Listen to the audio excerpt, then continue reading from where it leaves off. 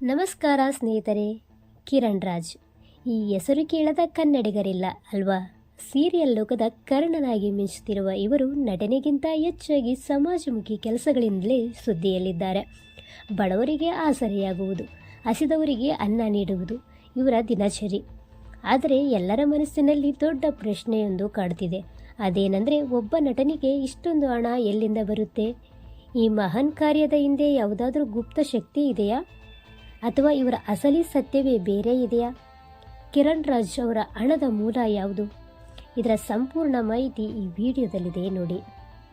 ನಮಗೆಲ್ಲ ಕಿರಣ್ ರಾಜ್ ಕೇವಲ ನಟನಾಗಿ ಮಾತ್ರ ಗೊತ್ತು, ಆದರೆ ಅವರೊಬ್ಬ ಸೈಲೆಂಟ್ ಉದ್ಯಮಿ ಕೂಡ ಹೌದು. ಅವರು ಕೇವಲ ಸೀರಿಯಲ್ ಸಂಭಾವನೆಯನ್ನು ನಂಬಿಕೊಂಡಿಲ್ಲ. ಅವರದ್ದೇ ಆದ ಕಿರಣ್ ರಾಜ್ ಪ್ರೊಡಕ್ಷನ್ಸ್ ಮೂಲಕ ಅವರು ಕೆಲವು ಪ್ರಾಜೆಕ್ಟ್ಗಳಲ್ಲಿ ಹೂಡಿಕೆ ಮಾಡುತ್ತಿದ್ದಾರೆ. ಅಷ್ಟೇ ಅಲ್ಲದೆ ಅವರು ಕೆಲವೊಂದು ಸ್ಟಾರ್ಟ್ಅಪ್ ಉದ್ಯಮಗಳಲ್ಲೂ ಪಾಲುದಾರರಾಗಿದ್ದಾರೆ. ಇಲ್ಲಿಂದ ಬರುವ ಲಾಭದ ಒಂದು ದೊಡ್ಡ ಪಾಲನ್ನು ಅವರು ಸಮಾಜ ಸೇವೆಗಾಗಿ ಮೀಸಲಿಡುತ್ತಾರೆ.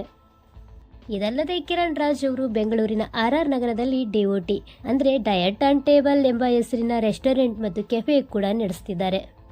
ಕಿರಣ್ ರಾಜ್ ಅವರಿಗೆ ಸೋಷಿಯಲ್ ಮೀಡಿಯಾದಲ್ಲಿ ಲಕ್ಷಾಂತರ ಅಭಿಮಾನಿಗಳಿದ್ದಾರೆ.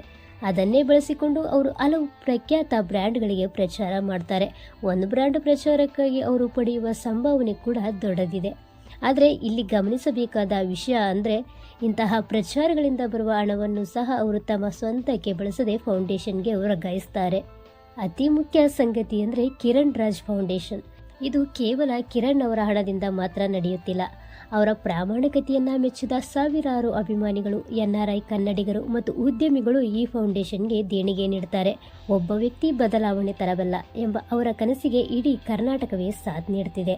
ಹಾಗಾಗಿ ಕಿರಣ್ ರಾಜ್ ಅವರ ಈ ಸೇವೆಗೆ ಹಣಕ್ಕಿಂತ ಹೆಚ್ಚಾಗಿ ದೊಡ್ಡ ಮನಸ್ಸು ಮತ್ತು ಜನರ ಬೆಂಬಲವೇ ಮೂಲಾಧಾರ. ಹಣ ಯಾರ ಹತ್ತಿರ ಇಲ್ಲ ಹೇಳಿ, ಆದರೆ ಅದನ್ನು ಇತರರಿಗಾಗಿ ಬಳಸುವ ಎಲ್ಲರಿಗೂ ಇರುವುದಿಲ್ಲ. ಅಂತಹ ವಿರಳ ವ್ಯಕ್ತಿಗಳಲ್ಲಿ ಕಿರಣ್ ರಾಜ್ ಕೂಡ ಒಬ್ಬರು.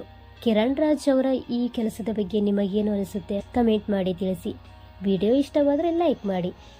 ಧನ್ಯವಾದಗಳು.